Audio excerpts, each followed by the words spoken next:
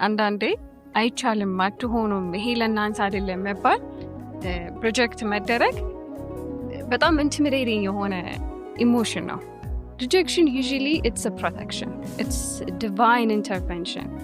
ፈጣሪ ጣልቃ የሚገባበት በጣም ትልቁ መንገድ ሪጀክት መደረግ ነው። ለእኛ የማይሆነንን ነገር እኛ ያላየናቸውን ነገሮች እናንተ ያልሰማችኋቸውን ነገሮች እናንተ ያልዋላችሁበት ቦታ ላይ ፈጣሪ ይውላል ይባላል አይደለ? አንዳንድ ነገሮች ላይ ኖ መባል ለዚህ ነገር አትሆኑ ይሄ እናንተ አይደለም መባል usually የምንጠበቅበት መንገድ ነው እና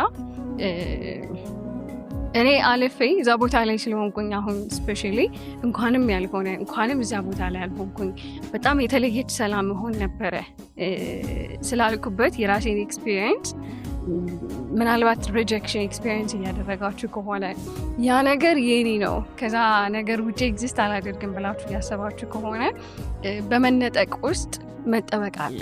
አንዳንዴ ፈጣሪ የሆነ ነገር ከእጃችን አስገድዶ ሲወስደው ነው